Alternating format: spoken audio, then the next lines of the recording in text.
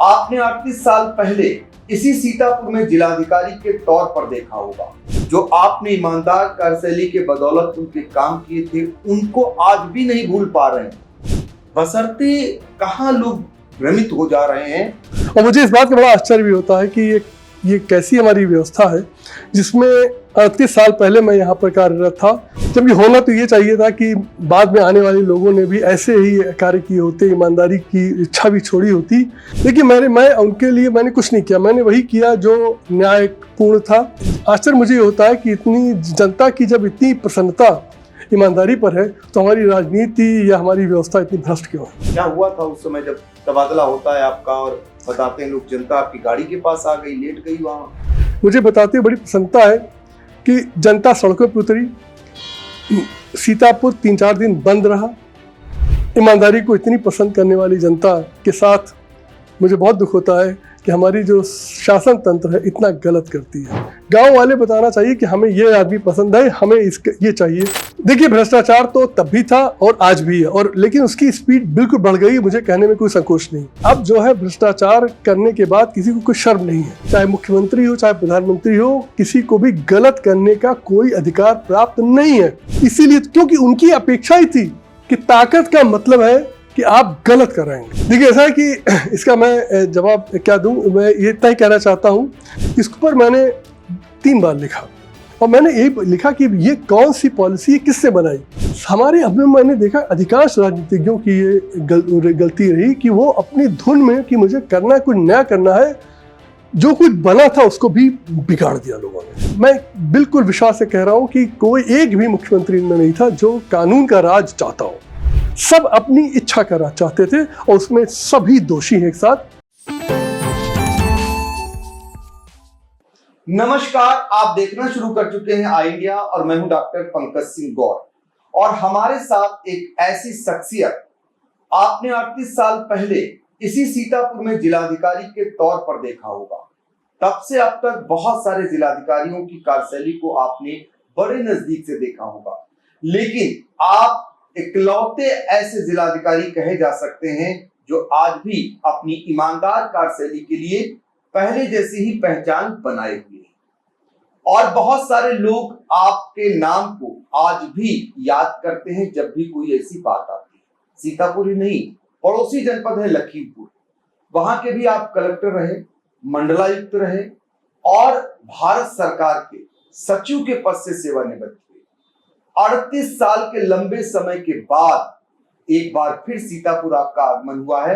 पहले तो सर मैं स्वागत कर लेता हूं विजय शंकर पांडे जी का। धन्यवाद, बहुत बहुत। सर, आज आप सीतापुर आए, बहुत सारे लोग आपसे मिलने के लिए आए, बहुत सारी यादों को सजोकर लाए। जो आपने ईमानदार कार्यशैली के बदौलत उनके काम किए थे, उनको आज भी नहीं भूल पा रहे हैं। तो ईमानदारी की वक़्त आज भी इस देश में है, बशर्ते कहाँ लोग भ्रमित हो जा रहे हैं और ईमानदारी को पहचान नहीं पा रहे हैं और उनके बताए नक्शे कदम पर चल नहीं पा रहे हैं। देखिए गौर साहब, ये तो मैं बिल्कुल आपसे सहमत हूँ कि इस देश के लोग बहुत ज़्यादा पसंद करते हैं ईमानदारी और जिसे कहते हैं त्याग। ये अकेला देश है दुनिया में जहाँ पर जिसके पास जितना कम वस्त्र जो धारण करता है, जैसे कि हमें लंगोटा बांधता है, तो फिर उसके सामने लाखों की भीड़ हो जाती है और बड़ी बड़ी गाड़ियों में चलने वाले और खरबों की दौलत रखने वालों को भी कोई पूछता नहीं, सलाम तक नहीं करता। तो यहाँ की संस्कृति है।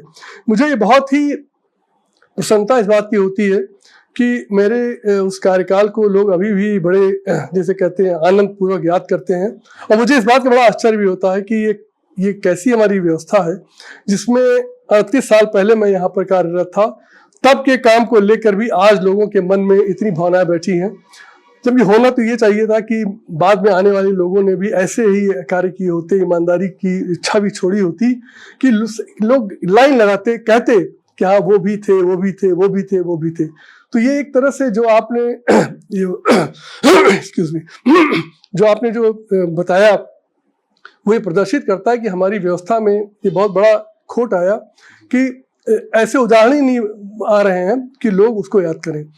दूसरा, मैं इस बात को जान के बहुत जैसे कहते हैं मुझे बड़ा आनंद आता है कि हमारी देश की जनता, हमारे प्रदेश की जनता और हमारे ज़िले की जनता को ईमानदारी इतनी पसंद है।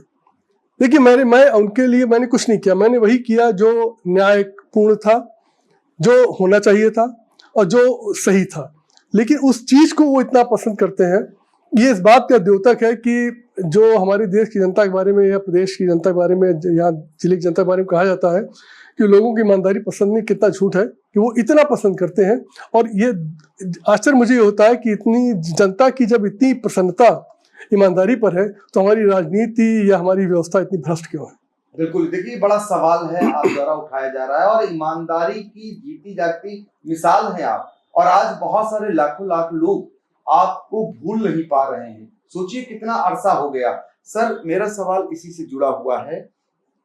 जनहित में तबादले होते हैं, ये कहा जाता है सरकार से, लेकिन जब आपका तबादला हुआ तभी जनहित का कहा गया होगा, लेकिन जनता आपके साथ खड़ी हो गई थी, सुना था। क्या हुआ था उस समय जब तबादला होता है आपका और बताते हैं लोग जनता आपकी गाड़ी के पास आ गई, लेट गई वहां? देखिए, मुझे वो समय बिल्कुल अच्छी तरह याद है कि मेरा स्थानांतरण भी जनहित में किया गया। और आपको जैसा पता है कि उस समय के जो पावरफुल लोग थे उनके हित एक्सक्यूज मी उनके हित बहुत बुरी तरह प्रभावित हो रहे थे और उन्हें ये बात बिल्कुल पच नहीं रही थी कि उनका शासन, उनकी बात नहीं सुनी जा रही है। मैं हमेशा कहता था कि भाई आप कुछ भी सही कहें वो तुरंत हो जाएगा, लेकिन अगर आप नियम विरुद्ध, कानून विरुद्ध बात करते हैं तो उसको कैसे किया जाएगा। तो उसी को फिर मेरा स्थानांतरण हुआ और मुझे बताते हुए बड़ी प्रसन्नता है कि जनता सड़कों पर उतरी, सीतापुर 3-4 दिन बंद रहा और जिसे कहते हैं मुझे बचकर यहाँ से निकल के जाना पड़ा, क्योंकि मैं ये इम्प्रेशन नहीं देना चाहता था सरकार को कि देखिए मैं यहाँ पर बैठकर कुर्सी को पकड़ के बैठा हूँ, इसलिए मुझे मजबूरन जाना पड़ा। इसलिए क्योंकि जनता का इतना ज़्यादा आक्रोश था कि वो स्थानांतरण होने से बहुत नाराज़ थी और जैसा आप बता रहे हैं वो बंद किया उन्होंने, रास्ते रोके और क्या क्या नहीं किया। अब आप सोचिए, ईमानदारी को इतनी पसंद करने वाली जनता के साथ मुझे बहुत दुख होता है कि हमारी जो शासन तंत्र है इतना गलत करती है। तो देखिए, आप जरा समझिए, आप वो दृश्य देखिए, जब एक जिलाधिकारी का तबादला होता है तो नए वाले का जब भी आगमन होने को होता है, लोग उनके बारे में पता करना शुरू कर देते हैं, कहाँ से आ रहे हैं, इनके किससे संबंध है, किस बैच के आईएएस हैं। लेकिन जो जिलाधिकारी के पद पर रहते हुए जिस अफसर का तबादला होता हो और जनता उस गाड़ी के आगे लेट जाती हो, जिला बंद हो जाता हो, कई दिनों तक बंदी की घोषणा कर दी जाती हो, अब सोचिए जरा, यही ईमानदारी आज भी बोल रही है डंके की चोट पर। और आज यही कारण है कि आपका नाम सर्वोपरि उसी लिस्ट में आज भी बना हुआ है। तो हम ये भी आप लोगों से कहेंगे, जब आपके पास एक ऐसा नाम, एक ऐसी कार्यशैली मौजूद है, तो क्यों ना आपके बताए हुए रास्ते को हम अपनाएं। क्योंकि आपने एक पार्टी भी बना ली है, लोग पार्टी का गठन किया है, लोग ऊपर से शुरुआत करते हैं, आप नीचे से शुरुआत करने जा रहे हैं। यानी अभी पंचायत के चुनाव हैं और पंचायत के चुनाव में अगर आपका गांव मजबूत होगा तो देश भी मजबूत होगा। जब प्रधान ईमानदार होगा तो निश्चित तौर पर उस इलाके का विधायक भी ईमानदार ही होगा, उसके बाद सांसद भी ईमानदार होगा, सरकार भी ईमानदार होगी। तो आपने इसी उद्देश्य से लोक पार्टी का गठन किया है। मेरा मूल यही उद्देश्य था कि नीचे से राजनीति शुरू की है, जैसा कि लोकतंत्र की मूल यही था। देखिए, हमेशा ये कहा जाता था कि राजनीति को नीचे से ऊपर आना चाहिए और लोग ही चुने कि कौन उनका प्रतिनिधि बनेगा, लेकिन हो गया उसका उल्टा, ऊपर से तय होता है कि उनके जनप्रतिनिधि कौन होगा, जहाँ जनता का कोई लेना देना नहीं। मैं ये आज मैंने जब जिले के जो प्रमुख लोगों से बात कर रहा था, मैं ये कह रहा था कि आखिर आप और हमारा कोई रोल ही नहीं रहा कि कौन चुनाव लड़ेगा, क्योंकि ऊपर से सब निर्धारित होता है। होना ये चाहिए था कि जनता, गांव वाले बताना चाहिए कि हमें ये आदमी पसंद है, हमें ये चाहिए और इसको कैंडिडेट बनना चाहिए। उसी तरीके से जब विधायक का चुनाव हो के टिकट देने की बात हो तो पार्टियों को देखना चाहिए कि किस व्यक्ति के पीछे जन समर्थन। आप देख रहे हैं कि क्या ये होता है इसके एकदम विपरीत है। तो लोग दौड़ रहे हैं, किसी और का नाम आ गया, किसी और का नाम लिस्ट में आ गया, हो गया। तो ये लोकतंत्र की मूल भावना के ही पूर्णतः खिलाफ है। अच्छा, ये 40 साल का जो सफरनामा है उसमें अब कितनी गिरावट आई है, पहले राजनेताओं के भ्रष्टाचार में और अब के राजनेताओं के भ्रष्टाचार में? देखिए, भ्रष्टाचार तो तब भी था और आज भी है, और लेकिन उसकी स्पीड बिल्कुल बढ़ गई, मुझे कहने में कोई संकोच नहीं। लेकिन तब में ये थोड़ा सा फर्क ये जाएगा कि अब जो है भ्रष्टाचार करने के बाद किसी को कोई शर्म नहीं है, और दूसरा ब्लेटेंट जिसे कहते हैं, खुलेआम करने की एक जिसे कहते हैं जिद है। देखिए, मूल जो फर्क मुझे नजर आया वो ये था कि कानून का राज को लोग जब तोड़ते थे तो थोड़ा छिपा कर, दबा कर, घुमा कर करते वो भी सब थे, लेकिन अब कानून का राज, कानून को तोड़ने में अपनी शक्ति का प्रदर्शन लोग करते हैं और ये कहते हैं कि मैंने ये किया, मैंने ये कराया, जबकि हम सब अच्छी तरह जानते हैं कि किसी भी व्यक्ति या किसी भी पद में, चाहे मुख्यमंत्री हो चाहे प्रधानमंत्री हो, किसी को भी गलत करने का कोई अधिकार प्राप्त नहीं है। जबकि आज के माहौल में ताकत किसे कहा जाता है? जो जितना गलत काम कर सके उसको ताकतवर कहा जाता है। जैसे मैं जब सर्विस में था तो मुझसे लोग कहते थे कभी आकर, मेरे मित्र और सब रिश्तेदार, भाई ऐसा ये काम करा दो। मैं कहता था भाई ये नहीं हो सकता। तो वो कहते ही थे कि भाई अगर सही काम होता तो तुम्हारे पास क्यों आते? इसीलिए, क्योंकि उनकी अपेक्षा ही थी कि ताकत का मतलब है कि आप गलत कराएंगे, और इसी को लोगों ने, आज की हमारी जो तंत्र है पूरा, चाहे वो राजनीति में हो चाहे अफसरशाही में हो, लोगों ने ये मान रखा है अगर मैं जितना ज्यादा गलत काम करा सकता हूँ, नियम के विरुद्ध करा सकता हूँ, मैं उतना ताकतवर हूँ। ताकत की परिभाषा पूरी बदल चुकी है, ये पहले और अब में ये फर्क बिल्कुल साफ नजर में आता है। एक हमारे मित्र ने सवाल आपसे कहा था पूछेगा, कमल नयन आर्य जी हैं जी। उनका सवाल आपसे ये था कि आप ईमानदार हैं और इतना लंबा आपका कार्यकाल रहा, और जाहिर सी बात है बहुत सारे लोग आपको फॉलो करते होंगे, तो आपको फॉलो किया कुछ लोगों ने? देखिए, ऐसा है कि इसका मैं जवाब क्या दूं, मैं ये इतना ही कहना चाहता हूं कि लोग मुझे मेरे कार्यों के कारण याद करते हैं, जैसा कि आपने अपने जिले में और उस जिले में देखा। जहां जहां पे भी मेरा कार्यकाल रहा, लोग मुझे इसलिए याद करते हैं कि भाई मैंने उनके साथ निष्ठा निभाई और मैंने उनके साथ कानून परक कार्य किया। इसके अलावा मैं हमेशा लिखता रहता हूँ, मैं विभिन्न समाचार पत्रों में और ब्लॉग्स में इसमें लिखता रहता हूँ, तो उसके माध्यम से हजारों लोग जो है उसको पढ़ते हैं और अपना विचार देते हैं। मैं उन सब चीज़ों को उठाने की कोशिश करता हूँ जिस पर लोग सामान्यतः ध्यान नहीं जाता कभी। देखिए, होता क्या है कि जब आप व्यवस्था में काम करते हैं तो आपको बहुत सी ऐसी चीज़ें दिखने लगती हैं जो सामान्यतः लोगों को नहीं दिखती। जैसे मैं एक छोटा सा उदाहरण दूँ, दिल्ली में एक पॉलिसी लाई गई कि 10 साल से डीजल के वाहन और 15 साल से पेट्रोल के वाहन जो है उनको बैन लगा दिया गया। इस पर मैंने 3 बार लिखा और मैंने यही लिखा कि ये कौन सी पॉलिसी, किससे बनाई? आपको वाहन से दुश्मनी है कि आपको उसके प्रदूषण से दुश्मनी है? आपको होना ये चाहिए कि आप उसके प्रदूषण को देखिए। जो भी वाहन प्रदूषण करा, चाहे 1 साल वाला हो, उसे भी बंद करिए, और 20 साल वाला भी प्रदूषण नहीं कर रहा, बंद करिए। लेकिन आप क्या कर रहे हैं? 10 साल वाला बंद, 15 साल वाला बंद। हमने कहा ये आप चाहते क्या हो? अंत में सुप्रीम कोर्ट ने भी एक उस पर प्रकरण आया, उसमें एग्जैक्टली ये आर्गुमेंट दिया कि भाई ये देखो कि वाहन प्रदूषण कौन कर रहा है, कौन सा वाहन कर रहा है, उसको रोको। ये क्या है कि हर, देखिए इससे होता क्या था, मैंने उसमें इस बात को उजागर किया। भारत देश में दुनिया में सबसे कम वाहन है, मतलब प्रति 1000 जितनी कम संख्या भारत में है वाहनों की, उतनी दुनिया में कहीं नहीं है, यहाँ तक कि बांग्लादेश और पाकिस्तान के से भी कम। लेकिन आप जिनके पास वाहन है 10-15 साल वाले नष्ट करा दे रहे हो। लोग, अधिकांश हमारी पॉपुलेशन सेकेंड हैंड गाड़ी को ही खरीदने की क्षमता रखती है, बहुत बड़ी बात। और सेकेंड हैंड गाड़ियों को आप स्कूल से खत्म कर दे रहे थे। तो ये मुझे बड़ी प्रसन्नता है कि लगातार, अब लोग कहते थे कि हाँ भाई बात बहुत सही कह रहे हो आप, इसको मैं लगातार उठाता रहा। अंत में ये बड़ी प्रसन्नता है कहते हुए, मैं नहीं जानता कि ये मेरे लिखने के कारण हुआ, बट मुझे ये बात की प्रसन्नता है कि जो भी तर्क मैं दे रहा था उस तर्क को सुप्रीम कोर्ट ने स्वीकार किया और पूरी पॉलिसी स्क्रैप कर दी। तो कई बार आपने भी देखा होगा सुप्रीम कोर्ट बहुत सारे मामलों का संज्ञान ले लेती है, तो आप भी जाने माने उनमें से शख्स हैं, तो ऐसे में जब कोई सुझाव दे रहे होंगे, तर्क दे रहे हैं, तो उनको अच्छी लगी और उन्होंने माना होगा, जाहिर सी बात है।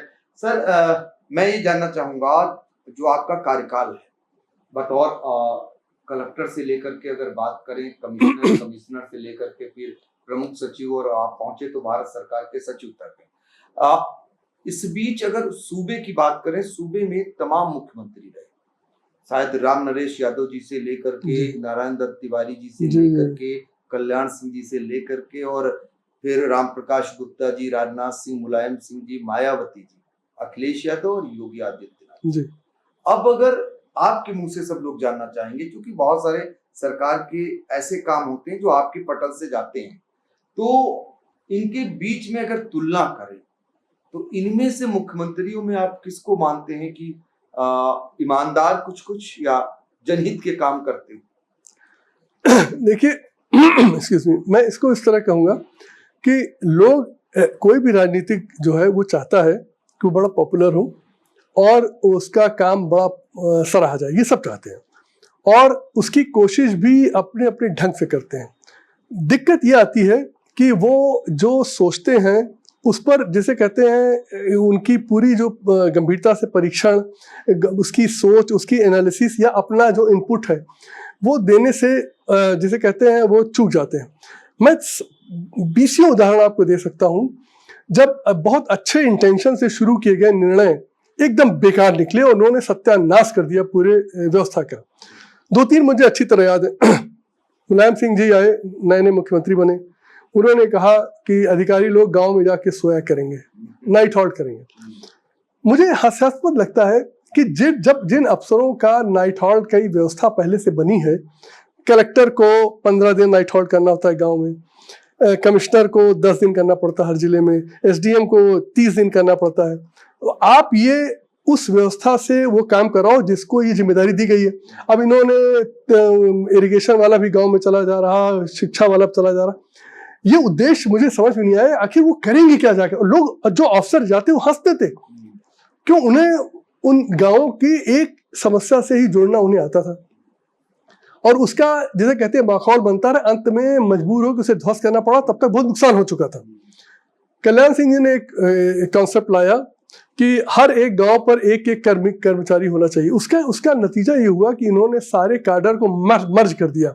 लेखपाल, ग्राम विकास अधिकारी, ग्राम पंचायत अधिकारी, ट्यूबवेल ऑपरेटर, सींचपाल और सबको मिलाकर एक काडर बना दिया।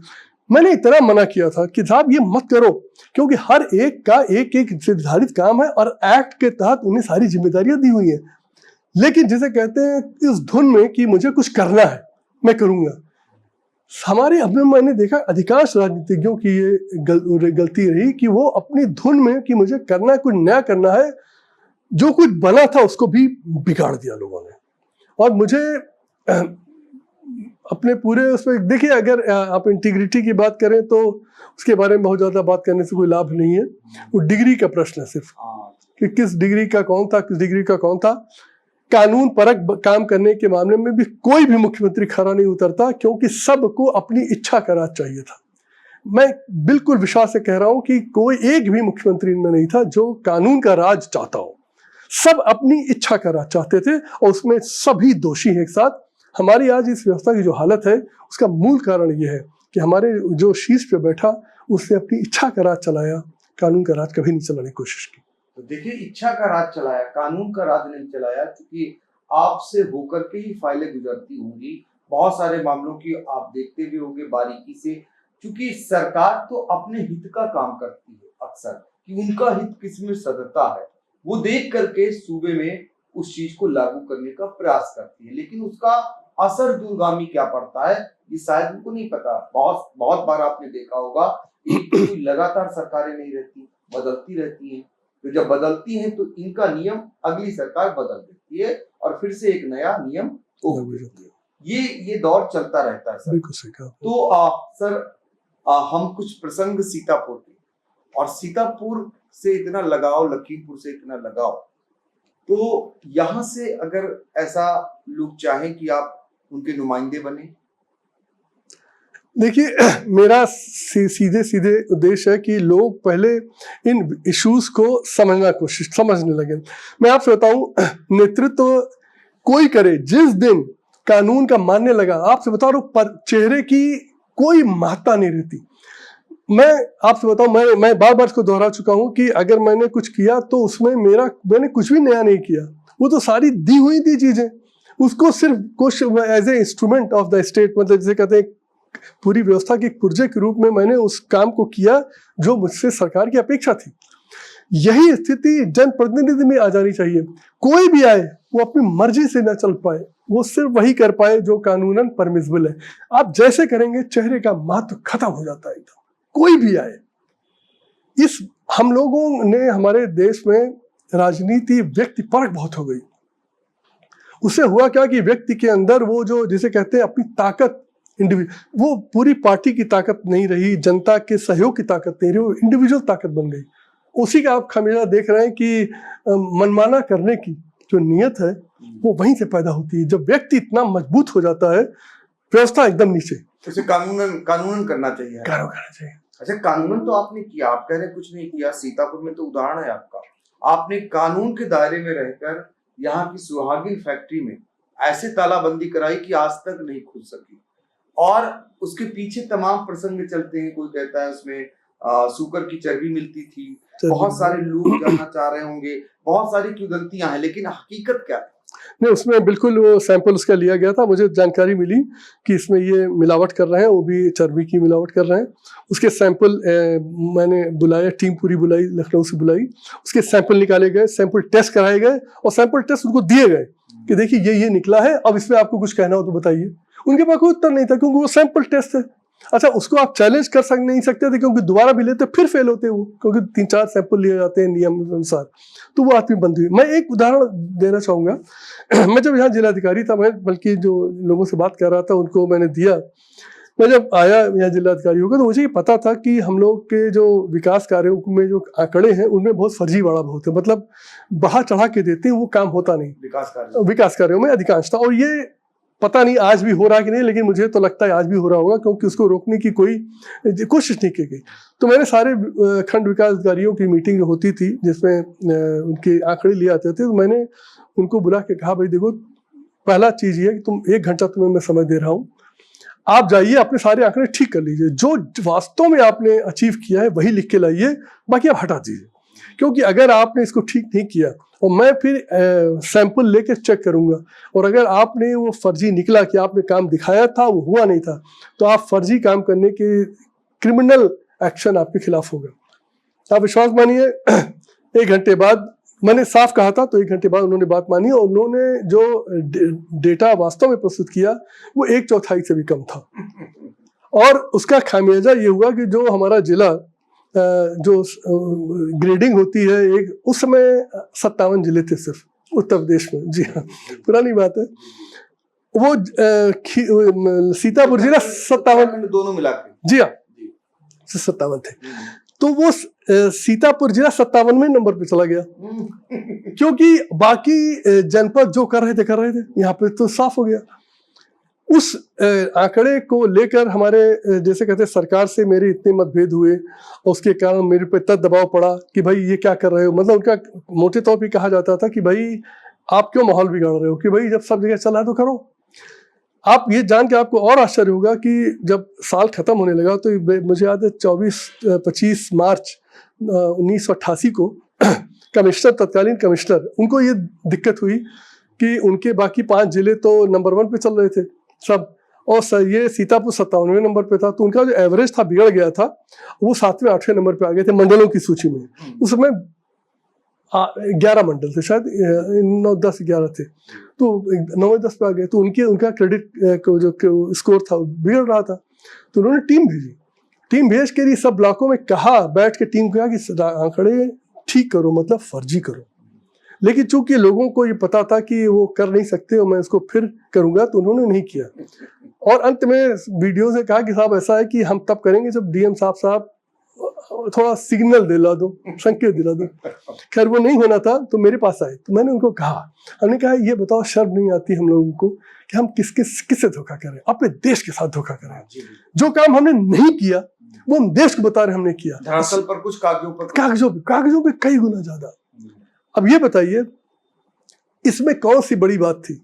ये तो सबको करना चाहिए था कि भाई आपको फर्जी आप आंकड़े कैसे दे सकते हैं। और आज मैं कह सकता हूं कि ये दुर्भाग्यपूर्ण स्थिति विद्यमान है पूरी व्यवस्था में। भयंकर। आज तो सीएम डैशबोर्ड इसी पे चल रहा है, इसी पे चलता है, बताइए। पूरा इसी पे व्यवस्था टिकी है। उस डैशबोर्ड में जो नंबर 1 है उसकी तो पीठ थपथपाई जा रही है। अब आंकड़े कैसे जा रहे हैं आपने बता रहे हैं मुझे। तो अब वही नंबर 1 है, उनकी बीसी में भी उनकी शाबाशी हो रही है, और अगर उन आंकड़ों से नीचे हैं तो फिर बीसी से लेकर के और हकीकत में भी उनकी डांट।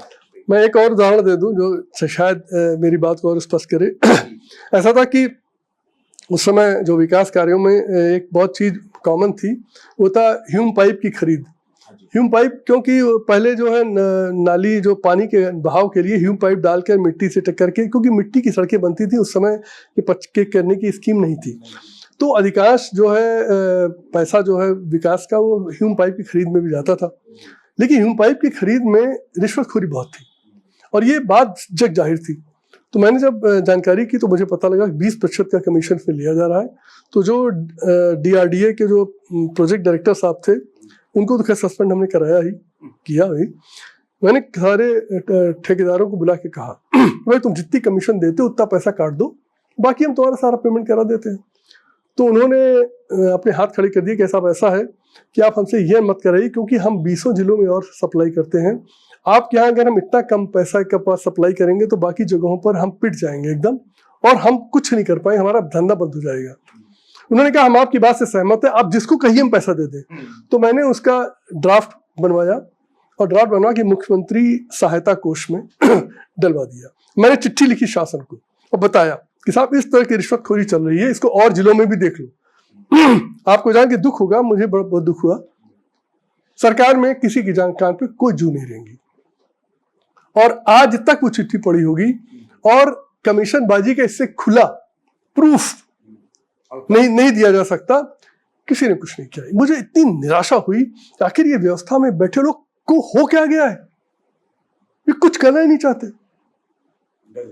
अब सोचिए आप। देखिए ये उदाहरण है उस जमाने के जब आप यहाँ जिलाधिकारी बतौर थे और उस समय भ्रष्टाचार से लेकर के कैसी कैसी कारगुजारियां होती थी, क्या क्या आंकड़े, कैसे आंकड़ोबाजी, जो आंकड़े की बाजी होती थी, वो उसको रोकने का जब प्रयास किया तो शासन तक वो भी इन्वॉल्व हो गया। लेकिन ईमानदारी जो आपकी थी उसकी बदौलत उनकी नहीं चली आपकी ही, क्योंकि जिले के कोई भी अधिकारी साहस नहीं जुटा पाए कि उन आंकड़ों को फर्जीफिकेशन करते। तो कहते हैं कि ना, एक अगर ईमानदार ऊपर का कोई बैठा होता है तो नीचे तक उसकी धमक जाती है और वो धमक गई। आखिरकार जो आपने चाहा वही हुआ, जो हकीकत थी वही हुआ। ये तमाम ऐसे उदाहरण हैं जो आज भी आप नौकरशाही के लिए कहे जाते हैं और हम लगातार आपसे कई मुद्दों को लेकर बातचीत करते रहते हैं। क्योंकि सीतापुर में वी.एस. शंकर पांडे जी आए हुए हैं, इसलिए सीतापुर की तमाम यादें थी आपसे जुड़ी हुई। लखीमपुर के लिए 2 घटना हम देख लेंगे आपसे। एक तो आतंकवादी वाला चर्चित मामला है जिसको आपने उस जड़ पर चोट पहुंचाई जहां उन्हें पनाह मिलती। दूसरा एक कहा जाता है एक ड्राइवर को लेकर के, आपके चालक को लेकर के चर्चा आती है कि चालक भी क्या मिल गया था और आपने उसको पकड़ लिया, उसकी मंशा को आप जान गए। देखिए होता ये तो हुआ ये कि मैंने उसमें बहुत टाइम में मैं नहीं गया, लेकिन मुझे ये बाद में अखबारों में भी ये छपा और लोगों ने भी कहा। मैं तो सिर्फ मैंने आवाज़ सुनी। मैं रात में वो साक्षरता कार्यक्रम वो चला रहा था, तो हम हमारी वाइफ भी थे, हम दोनों लोग रात में जाते थे स्कूल में। बच्चे पढ़ते थे, बूढ़े लोग जो एज लोग तो पढ़ते थे, उनको जा रहे थे। तो वो भाई निघासन हमारे ख्याल से शायद ब्लॉक का था नाम, वो बड़ा इंटीरियर का है और थोड़ा वहाँ पर आप जंगल वो ज़्यादा है। और वो सरपत के बहुत हुआ करता, पता नहीं मुझे अब याद नहीं कि अब सरपत वहाँ बहुत बहुत बड़े बड़े सरपत हुआ करते थे, उनके बीच से गाड़ी जा रही थी। तो ये एक शॉट की आवाज़ आई बिल्कुल, और ये मतलब नथिंग हैपेंड। तो मैं क्या कहूँ, और उसके बारे में फिर मैंने कुछ नहीं किया, क्योंकि देखिए ऐसा है कि मैं हमेशा विश्वास करता हूँ इस बारे में कि भाई जिसका जितना समय इस पृथ्वी पर निर्धारित है उसको उतना रहना है। अगर समय खत्म होना था तो फिर ठीक है, ये तो एक दिन तो खत्म होना ही है, तो हो सकता है। तो मैंने उसके ये बात जो आप कह रहे हैं बिल्कुल ये बात तथ्य सामने आया है, बट मैंने उसके पीछे कुछ भी नहीं किया। मैं हमेशा विश्वास करता हूँ भाई ठीक है, जिसकी जो नहीं है वो उसमें लग रहा था। मुझे जो तत्कालीन वो थे पुलिस वाले, उन्होंने कहा उन्होंने मुझे फीड किया, बताया कि ये थी कि वो उसने हॉर्न ऑन बजाए या वो किया जिसे कहते हैं, क्योंकि हमारे साथ स्कोर चलती थी। हाँ। तो वो उन लोगों ने नोटिस किया इस बात को, उसने इंडिकेशन दिया समथिंग, तो दे नोटिस इट, हमने लेकिन वही ऊपर वाला तो हम दूसरा आपने जो उसके बताया, ये तो बहुत बिल्कुल मुझे साफ दिखता था कि एक व्यक्ति ऐसा था कि जिसने इतना बड़ा साम्राज्य फैला रखा था कि कोई वहाँ आसपास जाने की हिम्मत नहीं रखता था। और ये बात बड़ी साफ कही जाती थी कि जो उस समय टेररिज्म बहुत पीक पर था और पंजाब से वहाँ से लोग भागकर जो है शरण लेते थे पीलीभीत और खीरी में, क्योंकि जंगल सब मिला हुआ है। आप देखें तो पूरा वहाँ से पूरी रेंज आती है, तो उसमें ये एकदम किनारे पलिया में ये है ये मैंने देखा जी। तो वो उनका जो साम्राज्य था हजारों एकड़ का था और इलीगली ऑक्यूपाइड, मतलब ये भी नहीं कोई लीगल ढंग है, हर एकड़ का। और कोई गन्ने बोए थे। आप जानते हैं गन्ना जो है सबसे ज़्यादा सेफ होता है और टेररिस्ट के लिए, क्योंकि जब कभी भी एंटी टेररिज्म की कार्रवाई होती है तो सड़क के 20-20 मीटर तक गन्ने के काट दिए जाते हैं, गन्ने की खेती नहीं करती, जिससे कि लोग छिप जाते हैं उससे बड़ा आसानी से। हजारों एकड़ का था। तो उस पर जब मुझे जानकारी मिली तो भाई जो भी सही लगा मैंने उसको पूरा ख़त्म कराया, सारा उसे कब्जे वापस लिए और वो जो एक बड़ा डेन जो था वो ध्वस्त हुआ। देखिए, तो ये दो उदाहरण जो सीतापुर लखीमपुर के जिनको लेकर के आज फिर से यादें ताजा की हैं। और विजय शंकर पांडे जी ईमानदार कार्यशैली के लिए तो जाने ही जाते हैं, अपने ही संवर्ग के महाभ्रष्टों को खोजने के लिए देश भर में चर्चा में रहे। वो क्या वाकया हुआ था, आपकी एक बुक भी है जी। 3 महाभ्रष्ट। तो ये आपने कैसे खोजे, इसकी क्रिया की प्रतिक्रिया भी आई थी कुछ? देखिए ऐसा था कि मैं जब सर्विस में कुछ साल मैंने काम कर लिया तो मुझे ही लगा, मैंने उदाहरण जैसे सीतापुर का दिया कि भाई ये ऊपर बैठे लोग कुछ करते क्यों नहीं। जब मैंने रिश्वतखोरी का पूरा उदाहरण दिया, फर्जीवाड़े का उदाहरण दिया, कुछ करते क्यों नहीं। मुझे बड़ी निराशा हुई। तो मुझे लगा कि अगर IAS अफसरों को ठीक कर लिया जाए तो शायद व्यवस्था ठीक हो जाए। इसी जैसे कहते हैं उस समय तक मेरा जो अनुभव था मैंने इतना ही सोचा था, तो उसी के आधार पे मैंने ये सोचा कि इनकी सफाई करनी चाहिए इनके बीच में, और जो भ्रष्ट लोगों को आइडेंटिफाई किया जाए और उन्हें शर्मिंदा किया जाए और फिर उन्हें दंडित कराया जाए, जिससे और लोगों को बेईमानी करने में डर लगे और उसे दूर है। इसको लेकर हमने एक अभियान शुरू किया। शुरू में बहुत रेजिस्टेंस आया, बहुत लंबा समय लगा, 5-6 साल का समय लगा मैं लोगों से बात करना, तैयार करना। अंत में हम लोगों ने सफलता पाई, समर्थन मिला हम लोगों को। हम लोगों ने 3 महाभ्रष्ट लोगों को वोटिंग डालकर, जो IAS अफसर सबने वोट डाला, उनको घोषित किया ये सबसे 3 महाभ्रष्ट है।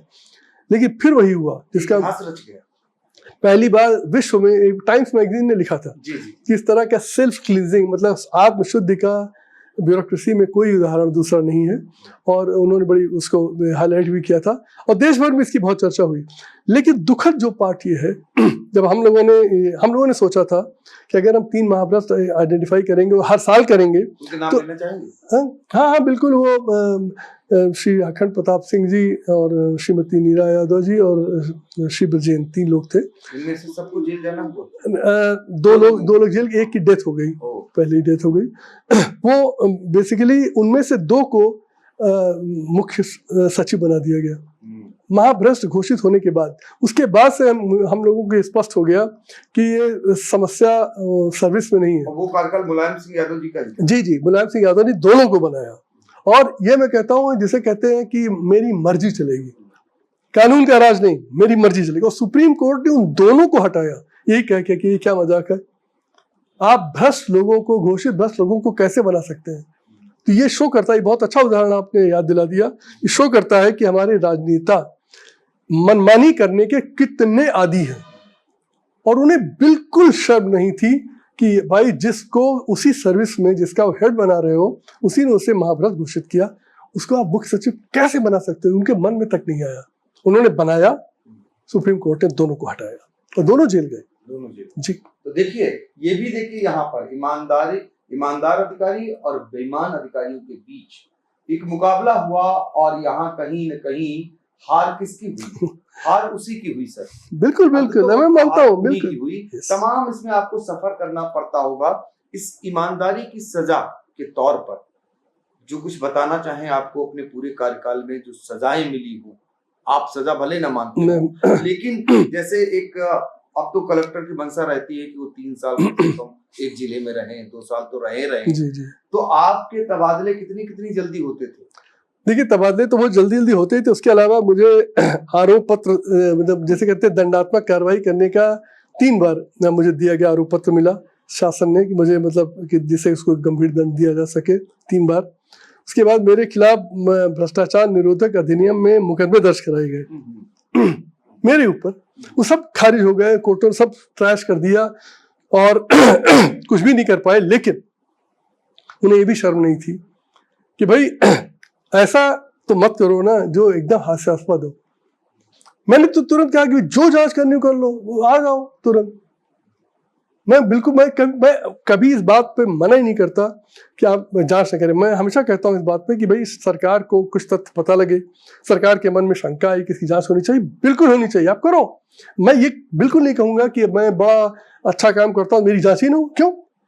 सरकार का अधिकार है। लेकिन आपको न्यायपूर्ण होना पड़ेगा, आपको न्यायपूर्ण ढंग से इसकी सच्चाई में जाना चाहिए। आप सच्चाई में जाके झूठ, जिस जो भ्रष्टाचार का उन्होंने मुकदमा दर्ज किया उसमें जांच अधिकारी ने लिख दिया तो बेकार है एकदम। आप विश्वास मानेंगे नहीं मानेंगे, मतलब सोचिए मेरी तब तक 20 साल 25 साल की सर्विस हो चुकी थी, वो जांच अधिकारी के पन्ने बदल दिए गए बुक से, जांच रिपोर्ट से बदलकर ये लिखाया गया दूसरे से कि तो दोषी, लेकिन फिर भी बाल बांका नहीं कर सकते। कुछ नहीं, वो तो देखिए वो मेरे कारण नहीं, वो सच्चाई के कारण, मैंने कुछ किया ही नहीं था। मैं तो उसी चीज से लड़ रहा था कि भाई ये नहीं होना चाहिए, और उसी का आप मेरे ऊपर आरोप लगा दिए। मुझे आरोप से कोई दिक्कत नहीं, मेरी सीबीआई जांच हो चुकी है भ्रष्टाचार के आरोपों पर। इसी तरह से वो एक इन्होंने जो है वो किया, PIL कराया कि भाई ये इन्होंने ये गड़बड़ किया, वो गड़बड़ किया, वो गड़बड़ किया। जैसा होता है कई समय में आप जुडिशरी से भी फेवरेबल आदेश ले लिया देखिए ईमानदारी की भी आपको कीमत चुकानी पड़ी, लेकिन जो है ईमानदारी, मुझे बहुत आनंद है, लेकिन फक्र है, देखिए मुझे बहुत आनंद भी है, फक्र भी है, और रिटायरमेंट के बाद आपके सामने जीती जाती एक मिसाल भी है।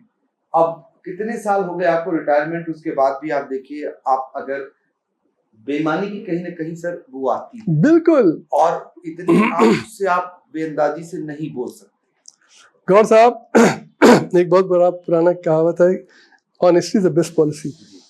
मैं आपको बताऊं कि हम लोग बचपन उसको पढ़ते थे, उसको याद करते थे, लेकिन जीवन में हमने देखा कि वास्तव बहुत सही कहावत है। इससे अच्छा, अगर आप सुखी रहना चाहते हैं, प्रसन्न रहना चाहते हैं, वाइब्रेंट रहना चाहते हैं, you should be honest. Sir फिर मेरा आखिरी सवाल, या कहिए इसी के सवाल से सवाल, वही लोग जानना चाहते हैं, जब आप इतने समय तक, करीब 4 दशक तक नौकरी किए, बड़ी बड़ी पद तक पहुंचे, बड़े से बड़े पद तक, और बहुत व्यवस्था को नहीं सुधार पाए, इसके पीछे क्या आप मानते हैं? अभी आप एक इससे पहले ब्रीफिंग कर रहे थे, उसमें कह रहे थे कि लोग ये मानते हैं कि नौकरशाही बदल सकती है व्यवस्था को। आपका मानना है कि इसके लिए राजनेता काफी हद तक वो होता है? पूरी, मैं आपसे बताऊं, ये गलतफहमी हमारे जो भी दर्शक हैं वो बिल्कुल दूर कर ले। ये नौकर है, नौकर होता है, और आप जानते हैं नौकर की हैसियत मालिक के हुक्म तक बंधी होती है। जो कोई भी अपने हम लोग सब लोग ऑर्गेनाइजेशन में नौकर रखते हैं। आप ये बताइए, अगर नौकर बदमाशी कर रहा है तो आप टॉयलेट क्यों कर रहे हैं, निकाल दीजिए, सिंपल। मैं राजनेताओं से हमेशा कहता था कि भाई आप निकालते क्यों नहीं उन्हें? मेरी एक बार मुलायम सिंह जी से एक चर्चा में मैंने ये कहा, उन्होंने ये कहा, मैंने इस बात को लिखा है, अपनी किताब में छापा है, ये जो लेटर जो मैं कहने जा रहा हूँ, इसलिए वो संदर्भ उसका मौजूद है, ऑन रिकॉर्ड है। उन्होंने ये कहा कि भाई हमारी योजनाओं का लाभ नहीं पहुंच रहा जनता तक, काम अच्छा नहीं हो रहा है। तो बाकी लोग जैसे होता है जनरल बात करते हैं, तो मैंने भी कहा, हाथ उठाया। मैं एग्जीक्यूटिव कमेटी में IAS की उससे मिल रहे थे, वो मैं इटावा रह चुका था, उनके जिले में DM, तो मुझे पहचानते हो। कहा हाँ बताइए। हमने कहा सर बड़ी छोटी सी बात, बड़ी सिंपल सी बात है, ठीक हो जाए। हमने कहा सर समस्या एक है बहुत बड़ी। क्या है समस्या? हमने कहा समस्या ये है सर, आप देख लें, जो जितना बड़ा बेईमान है उतने बड़े पद पे आपने बैठा रखा है। तो हमने कहा सर कैसे काम होगा? अच्छा, आप कह देते थे? मैंने कहा, उन्होंने मैंने उसको लिख के भी कम्युनिकेट किया है, मैंने उनको उन्होंने कहा मैंने आपसे कहा था, चूंकि वो थोड़ा नाराज हो गए, वो मीटिंग को कैंसिल करना पड़ा, और फिर अगली बार जो मीटिंग हुई तो नेचुरली मुझे नहीं बुलाया गया, फिर और लोग गए वहां पर। मेरा कहने का मतलब है, राजनेताओं के पास संविधान ने सारी ताकत दी है, लोकतंत्र की यही तकाजा है, यही होना चाहिए। राजतंत्र में जो लोग बैठे हैं, राजनीतिज्ञ जो बैठे हैं, चाहे मुख्यमंत्री हो, चाहे प्रधानमंत्री, चाहे मंत्री हो, इनकी जिम्मेदारी थी व्यवस्था को ईमानदार बनाने की, लेकिन इन्होंने अपनी सारी ताकत लगा दी व्यवस्था को बेईमान बनाने की। ये अपनी मर्जी का शासन, मैंने पहले कहा था आपसे, कहते मैं जो कह रहा हूं करो, जबकि कानूनन आप वही कर सकते हैं जो व्यवस्था में, कानून में, नियम में लिखा हुआ है। मैंने कल्याण सिंह जी को, जब उन्होंने मुझे आरोप पत्र दिया एक प्रकरण में, मैंने उनको उत्तर देते हुए लिखा था मैंने शासन को लिखा था, हमने कहा था भाई देखिए दिक्कत ये है कि आप, हमारी व्यवस्था में लोग कानून का राज नहीं चाहते, मन मर्जी का राज चाहते हैं, तो मैं ये अनुरोध करूंगा कि एक संशोधन कर दीजिए नियमों में। नियम ये करिए कि सभी अधिकारी यथासंभव कानून के अनुसार काम करेंगे, लेकिन अगर सांसद, विधायक, मंत्री, पार्टी अध्यक्ष, फला फला लोग अगर कहें उस काम को कर दिया जाए, ये बिना देखे कि ये सही कि गलत है, उन्हें कोई दिक्कत नहीं। तब मैं आपको कानून नहीं है, हम तो कानून के अनुसार काम करने में बाध्य हैं। आप जिस दिन कानून बना दोगे हम करने लगेंगे, लेकिन आप ये मत कहो कानून के अनुसार काम करो और हमारे विधायक की सुनो, हमारे सांसद की सुनो, हमारे पार्टी वाले की सुनो, हमने कहा क्यों नहीं सुना। आपको सुन कैसे सकते हैं हम? इसका उत्तर कभी दिया नहीं उन्होंने। इसका उत्तर कैसे दें जब वही करवा रहे हैं और उनकी कलम भी ना फंसे। इसका मैं ताजा उदाहरण बता दूं, आपने अभी मुलायम सिंह जी का जिक्र किया ही, 2 मुख्य सचिव उनके जेल गए, और मायावती जी एज ए जब चीफ मिनिस्टर रहती है और उसके बाद जब हटती हैं तो उनके बहुत सारे नेता और बहुत सारे अधिकारी जेल में ही जाते हैं। ये तो आप बिल्कुल देखिए, साफ था कि भाई भ्रष्टाचार में इतने लिप्त हो गए तो उसका खामियाजा तो भुगतना ही पड़ेगा।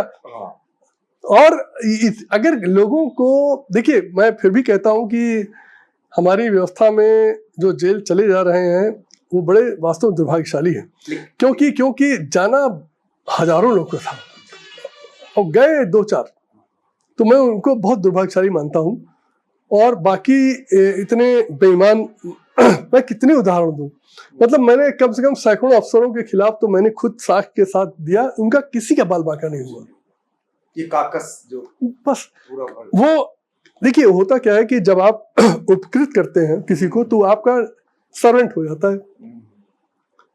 मैंने किसी के खिलाफ लिखा, तुरंत पॉलिटिकल क्लास और ब्यूरोक्रेसी उसको कहेगी देखो भाई तुम्हारे खिलाफ लिख के आ गया, तुम्हें रगड़ देंगे, तो हाथ पे जोड़ लेता है, कहता अच्छा चलो ठीक तो बचाते हैं, लेकिन ऐसा करो यार ये काम कर दो। तो लेकिन सर एक बात नहीं समझ में आती, जैसे राजनेता उनकी शिक्षा पर, कुछ राजनेताओं को छोड़ दीजिए, ज्यादा लोगों की इतनी शिक्षा नहीं ठीक होती है, उन्हें एक अवसर मिलता है, उनकी 5 साल सरकार चलती, 10 साल चलती, बहुत अच्छा सवाल है, T20 खेलते, अच्छा सवाल, ठीक है ना। लेकिन जो टेस्ट मैच खेलने के लिए जो IAS आते हैं वो ये सब गलत काम कर बैठते हैं, ये समझ में नहीं आता। ऐसे आम लोग करें तो समझ में आए, उन्हें पता है भाई कितना उन्हें धन चाहिए, अब उसके बाद उनका अंतिम समय उनका जेल में बीते, तो आपने इसी तो पढ़ाई नहीं की थी और यहाँ तक नहीं पहुंचे थे, ये समझ में नहीं आता। वो किस चकाचौंध दुनिया में खो जाते हैं, क्या रहता है इनका। देखिए जो हमारे राजनेता हैं उनकी दिक्कत ये, चलिए मैंने माना किसी को हर चीज का ज्ञानी नहीं होने की जरूरत है, कि आप मुख्यमंत्री बन रहे हैं, आपको जनता का समर्थन यही काफी है, बाकी आपको कोई जरूरत नहीं है कि सारी व्यवस्था को जाने। लेकिन आपके हाथ में ये ताकत है कि आप अपने इर्द गिर्द उन लोगों को रखें जो निष्ठा रखते हैं, जो काम करने में सक्षम है। इनकी देखिए, जो जितना बड़ा बेईमान होता उसको इतना गले लगा लेते हैं। ये आपसे किससे कहा था? ये आपकी कौन सी मजबूरी है? मैंने मुलायम सिंह को यही कहा था, हमने कहा जो जितना बड़ा बेईमान है उतने बड़े पद पे बैठा है और आप कहते हो काम नहीं होता, कहां से होगा? आप बेईमान आदमी से राम नाम की माला जपवाएंगे? अरे वो उसकी नियत यही है। आपने दूसरा प्रश्न पूछा कि अफसर लोग क्या करते। देखिए ऐसा होता है, इसका बहुत वो जिसे कहते हैं अच्छा उदाहरण मैं दूं आपको। मेरे एक बड़े मित्र थे, मुझसे 2 साल सीनियर थे, वो ईमानदार IAS अफसर थे, वो लेकिन वो काम नहीं करते थे, तो मैंने उनसे पूछा है भाई आप इतने ऑनेस्ट हो, काम क्यों नहीं करते हो? उसने कहा देखो विजय, हम यहाँ धर्म युद्ध लड़ने नहीं आए थे, हम नौकरी करने आए थे। यहाँ रोज हमारे ऊपर गलत ही काम करने का दबाव पड़ता है।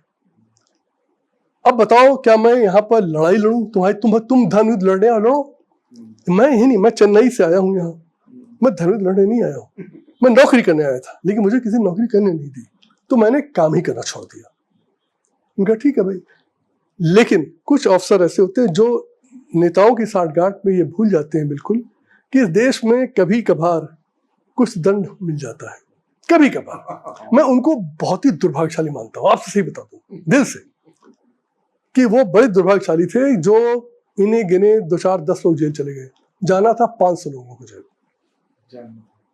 तो देखिए जो बेईमान है उनको कभी न कभी उनको दंड मिल भी जाता है, ये भी आप बता रहे हैं। क्योंकि इतना लंबा समय आपने जब गुजारा तो आपका मानना है कि उनकी संख्या ज्यादा है लेकिन कार्रवाइयां बहुत कम है, और उसका आज खामियाजा पूरा देश भुगत रहा है, आप भी भुगत रहे हैं। क्यों भुगत रहे हैं? उनका किया हुआ आपको भी तो भुगतना पड़ेगा, और सरकारें भुगतवा रही हैं, ये भी आपका मानना है। सर अब हम दर्शकों को बताना चाहेंगे कि उत्तर प्रदेश का नौकरशाही की दृष्टि से अगर देखा जाए तो आपका परिवार सबसे बड़ा माना जाता है, और बहुत सारे लोग जानना चाहेंगे परिवार के बारे में भी, पिताजी से लेकर के परिवार के। मेरे पिताजी जुडिशियल सर्विस में थे, जज थे, और डिस्ट्रिक्ट जज के रूप में रिटायर हुए। वो बहराइच में, सुल्तानपुर में, हमीरपुर में, कई जिलों में, फैजाबाद में थे। वो आपकी आदेश से ताला खुला था? नहीं वो नहीं, वो रिटायर हो चुके तब तक। वो 86 की बात, वो 82 में रिटायर हो गए थे। वो बड़े ऑनेस्ट, और वो सबसे जैसे कहते हैं अपराधियों को दंड देने के लिए वो मशहूर थे पूरे उत्तर प्रदेश में। उन्होंने अपने पूरे सेशन जज और डिस्ट्रिक्ट जज के कार्यकाल को दंड देने मशहूर, आप भ्रष्टों को दंड देने मशहूर थे। मैंने सीखा उन्हीं से। बहुत ऑनेस्ट, और हमारा परिवार थोड़ा बड़ा था, लेकिन उन्होंने जिस ईमानदारी के साथ कम में हम सबको पाला, वो मुझे ये बात साफ दिखी कि इस जीवन में कुछ नहीं चाहिए, और अगर आपके पास साथ आराम से, मैं आपको बताऊं कि वो इतने लोगों को दंडित करते थे लेकिन खुले में सोते थे, और घर में डंडा भी नहीं था। वो कभी भी उनका फियरलेस एकदम, ना कभी नहीं। हमारे परिवार में किसी के पास ना लाइसेंस है, किसी कोई रखता है, ना गन लाइसेंस, ना राइफल, किसी ने कोई रखता है। भाई बहन हम लोग 8, ठीक है, and all are in services. कौन सर? मैं देखिए, हमारे 3 भाई कमिश्नर रिटायर हुए, ठीक है। एक इसमें chief secretary, chief minister Uttarakhand है, और कमिश्नर कुमायूं है। एक हमारे ब्रदर इन लॉ डिस्ट्रिक्ट जज हुए, एक इंजीनियर इन चीफ रिटायर हुए, एक चीफ इंजीनियर आरएस में रिटायर हुए, और सिस्टर भी कमिश्नर थी एक, और एक प्रोफेसर थी बीएचयू में भी, जस्ट रिटायर्ड। आप लोगों में भी तुलना होती होगी कौन सबसे ज्यादा वो सब ने अपनी लीगेसी ली अपने पिताजी से जी। तो मतलब ये देखिए कितनी गर्व की बात है। कौन सा पड़ता है? इलाहाबाद, प्रयागराज।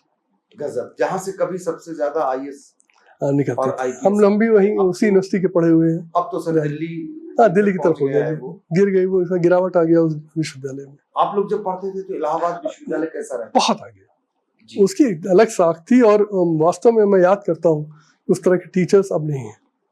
वही गिरावट आई तो पूरी व्यवस्था में टीचरों में गिरावट, टीचर बहुत गिरावट आई। बच्चों को कोई कमी नहीं, बच्चों में कोई कमी नहीं, टीचरों में गिरावट आई। इलाहाबाद विश्वविद्यालय से निकला हुआ ये परिवार उत्तर प्रदेश का नौकरशाही का सबसे बड़ा परिवार माना जाता है, और खासियत तो हम लगातार आपको बता ही रहे हैं कि एक से बढ़कर एक ईमानदार।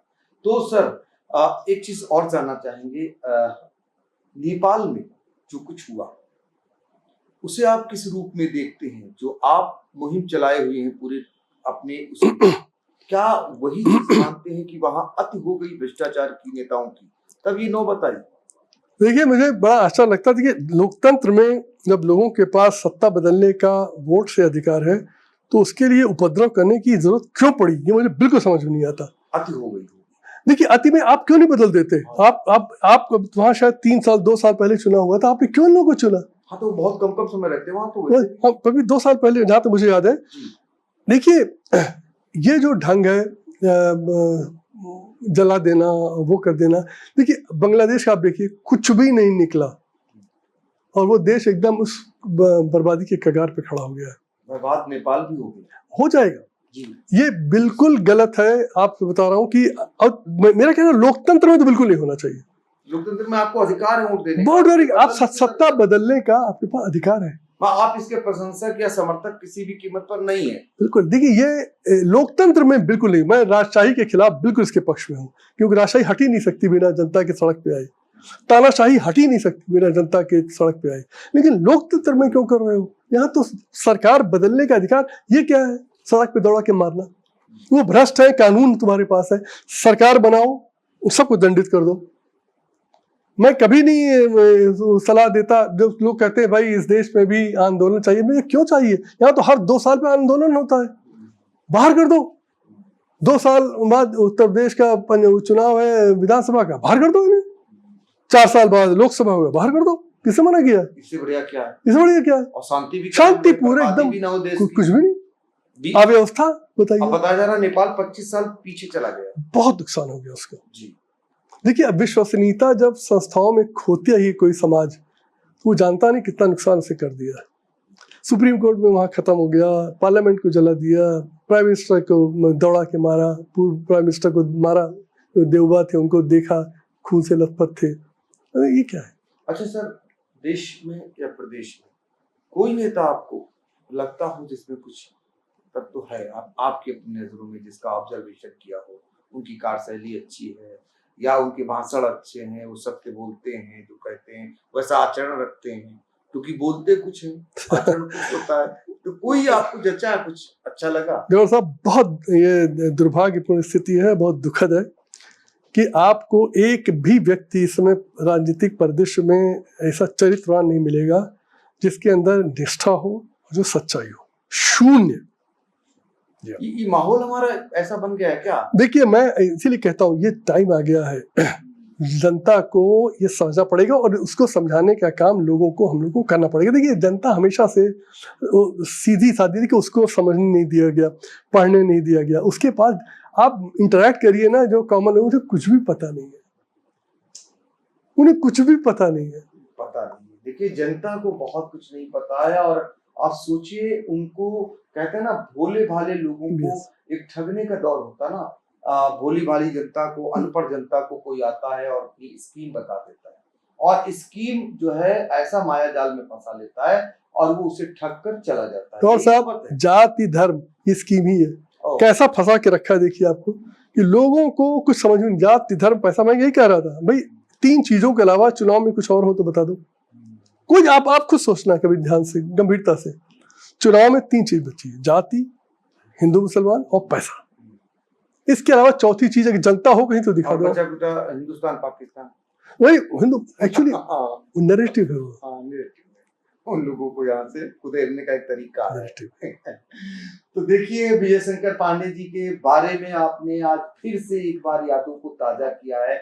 बहुत सारे लोग, लाखों लाख लोग आपको जानते हैं, आपकी कार्यशैली के कायल हैं, आपकी ईमानदारी के कायल हैं, आपके परिवार को लेकर के लोग अक्सर जुबान पर बातचीत करते हैं, और आप आज आपको बदलने आए हैं, यानी आपको जगाने आए हैं। कहीं ना कहीं आपसे एक अपील कर रहे हैं, क्यों ना आपके साथ आए और पंचायत चुनाव में जो आपने लोक पार्टी बनाई है उसके जरिए लड़ करके एक ईमानदार प्रधान बने, गांव में अपनी सरकार चलाएं। गांव की भी सरकार होती ना, उसके मुखिया बनिए, ईमानदार बनिए, और जब ईमानदार होंगे तो उन्हें यानी आपको कब तक याद किया जाएगा, जैसे विजय शंकर पांडे जी को आज भी याद किया जाता है। इसका कोई मूल्य नहीं, इसकी कोई उम्र नहीं, बाद में भी याद किया जाता है। बहुत सारे लोगों को आप सुनते होंगे, मेरे परबाबा ऐसे थे, बाबा ऐसे थे, पिताजी ऐसे थे। तो ऐसा नेक काम करिए। तो आखिर में सर, आई इंडिया के दर्शकों से जो अपील करना चाहें और लोगों से जो अपील करना चाहें वो कर सकते हैं। देखिए मैं आपसे यही विनम्र अनुरोध करूंगा कि आप ये सोचिए कि आखिर ये जो हम लोग जो अन्याय और भ्रष्टाचार से जो जूझ रहे हैं उसके लिए जिम्मेदार कौन है। हम लोगों को एक बार ईमानदारी से ये सोचना पड़ेगा कि हम अपना वोट जाति धर्म और पैसे से हटकर ईमानदारी के लिए और अपनी समस्याओं के समाधान के लिए वोट दें, और उसे वोट दें जो ये कहे कि हम ईमानदारी करेंगे और आपकी समस्याओं को हल करेंगे, उनको दीजिए। वो कोई पार्टी हो, किसी दल का हो, स्वतंत्र हो, कुछ हो, ये उससे कमिटमेंट कराइए, ये उससे कराइए, तब दीजिए। जाति धर्म और पैसे से दीजिएगा तो वही हुआ है जो आज 70 साल से हो रहा है। समस्याएं वहीं की वहीं खड़ी रहेंगी और आप दर दर भटकते रहेंगे। क्या आप चाहते हैं आपके साथ आगे भी हो या आपके आगे की पीढ़ियों के साथ भी हो? मैं चाहूँगा कि आप अब इसको बदलें और बिल्कुल इस बार ध्यान दें। हम लोग कोशिश कर रहे हैं कि आपके बीच में जाकर आपको ये विश्वास दिलाएं कि अगर आपने अगले चुनाव में लोक पार्टी के समर्थित जो वो कैंडिडेट्स हैं, उनको अगर आपने पंचायत चुनाव में विजयी घोषित कराया, विजयी कराया, तो आपकी सारी समस्याओं का समाधान उसके बाद 3-4 महीने में हो जाएगा और आपके थाने, तहसील और ब्लॉक के भ्रष्टाचार जिससे आप बहुत परेशान हैं, वो समाप्त हो जाएगा। ये मेरा आपसे, जिसे कहते हैं, कमिटमेंट है, आश्वासन है। अब ये निर्णय आपको लेना है कि आप अभी भी जाति धर्म और पैसे के लोभ में आकर वोट देते हैं या इस बार एक बार प्रयोग के तौर पर ईमानदारी के लिए और बदलाव के लिए और अपने काम कराने के लिए, अपनी समस्याओं के समाधान के लिए वोट दें।